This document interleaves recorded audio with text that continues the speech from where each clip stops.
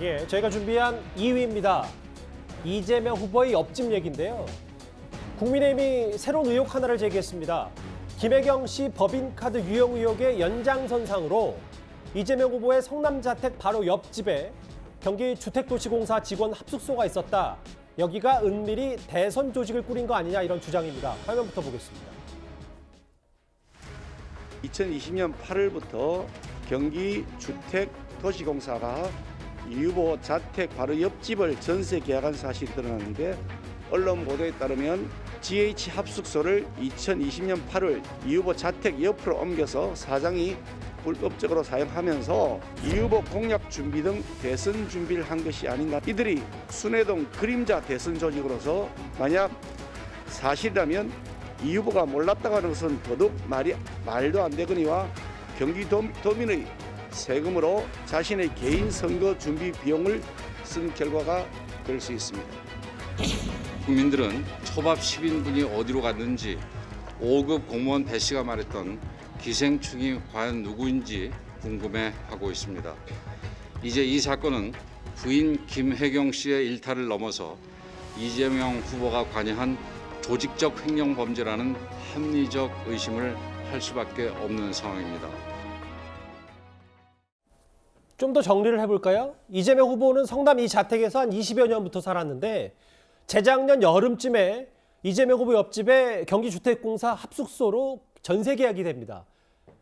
200제곱미터 대략 통상 61평 아파트에 4명이 살고 있는데 그래서 지금 야당에서 의혹 제기라는 건 이 부분이 그러니까 세금으로 비공식 선거 캠프로 차린 게 아니냐 이게 야당의 의혹 제기인 것 같더라고요. 그런 것 같습니다. 그러니까 아직 구체적으로 지금 확인은 안 됐는데 예. 방송 들어오기 전까지 봤던 기사를 근거로 말씀을 드리면 예.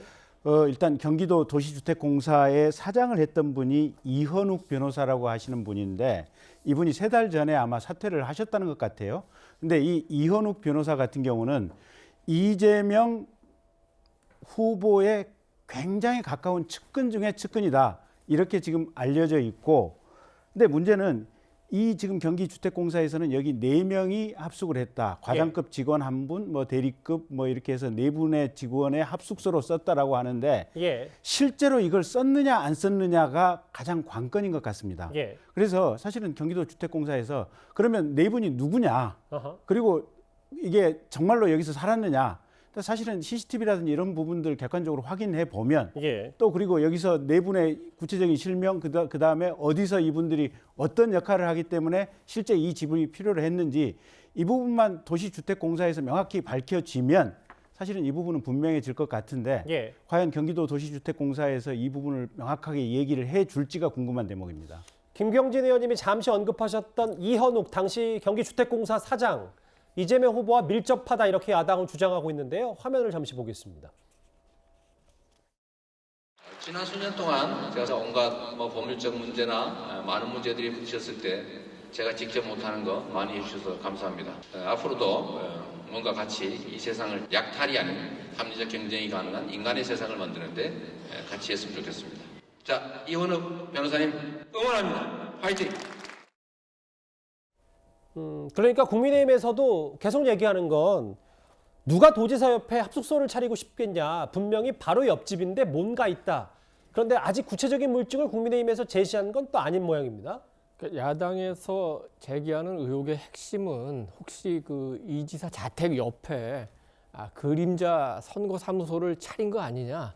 그리고 그 사무실을 경기관광공사, 주택도시개발공사 돈으로 그 전세를 잡고 또 그 운영하는 과정에서도 이재명 후보의 법인카드라든지 그러니까 혈세로 개인의 사적 캠프를 운영한 거 아니냐 이제 이런 의문을 제기하는 겁니다. 그렇게 되면은 이게 단순하게 도정의 문제일 뿐만 아니라 또 선거 사무실은 신고를 해야 되기 때문에 선거법 위반의 소지도 있다. 이게 이제 야당의 주장인데 조금 시점을 보면은 의혹을 제기할 만한 측면이 없지는 않은 것 같습니다. 왜냐하면 2020년 8월에 이제 직원들이 이사를 왔다는 건데 그 시점이 언제냐면은 이재명 후보가 대법원에서 선거법 판결이 나서 그 법적인 문제를 다 해소하고 실제적으로 그 대선 그 레이스에 들어갈 수 있었던 바로 그 직후죠. 그리고 저 시점은 또 하나 코로나가 굉장히 그 확산되면서 그러니까 사적 모임을 굉장히 제한받기 때문에 어떤 저런 그 집 근처에 저런 그 공간이 있으면은 굉장히 그 운동하기에 좋다 이런 여러 가지 의혹이 있는데 그걸 조금 더 뒷받침하는 거는 그 공사의 직원들이 올린 그 블라인드 글이 보면 합숙소 사용 용도에 대한 어떤 좀 조사를 해달라든지 또는 공사 사장이 그 대선 공약을 만들도록 지시했다라든지 이런 방증들이 함께하기 때문에 이런 걸 모아서 야당이 문제를 제기하는데 한 가지 이제 좀 이상한 거는 이재명 후보하고 뭐 캠프를 몰랐다고 합니다. 근데 도지사인데 그 옆집에 누가 사는지를 모르는 게 그게 굉장히 그 부자연스럽고 또 여기서 이제 그 공사 직원들이 합숙을 했다면 바로 옆집에 도지사가 사는데 그걸 몰랐다고 하면은 오히려 모른다고 부인하는 게 더 이상하니까 이런 의혹에 대해서 빨리빨리 좀 이재명 후보 측에서 설명을 좀 잘 해줬으면 좋겠습니다. 이재명 후보의 설명을 그럼 제가 한번 짚어보겠습니다. 공사 직원 4명이 사용하는 합숙소다. 이재명 후보 바로 성남 자택 옆집이요. 옆집에 계약한 건 우연이다. 그리고 뭐 최측근이긴 한데 이것도 관련이 없다라고 했어요. 다음 화면도 또 있나요? 근데 일부 보도를 보니 담당자가 돌연 연차를 냈고 이재명 후보 측도 전세 계약 사실을 몰랐다 이렇게 얘기했습니다. 제가 김종민 의원님께 여러 질문을 드릴 텐데 먼저 그 전에 화면 한번 보겠습니다. 일단 몰랐다. 옆집에 누가 사는지 몰랐다는 게 이재명 후보 측의 설명이고요. 우연이었다라는 게 성남 주택도시공사 측의 해명이기도 합니다. 그래서 야권에서는 또 다른 의혹을 여기다 제기하는 게요. 김혜경 씨가 왜 그렇게 많은 음식들을 주문하고 집으로 배달하는지 의문이었는데 그게 풀렸다라는 얘기도 했습니다. 바로 제보자 A 씨와 배모 씨의 녹음 파일을 다시 한번 듣고 오겠습니다. 와, 근데 저기 사모님 진짜 양 많으신 것 같아요. 드시는 거 보면. 10인분을 아드님들이 드시나? 모르겠어요. 그렇다고 초밥을 쌓아주진 않을 거 아니야. 상하죠. 하루만 지나도. 나는 개인적으로 기생충이 있다고 생각해. 앞에 사는 기생충이 있는 경우가 있어. 뭐 풀구간 미스테리야. 나한테 맨날 그랬어. 저걸 진짜 다 드시는 거냐? 사모님이 뭐 맨날 말라 있으신데 아들 드시나 먹나 봐. 그 생각을 했죠.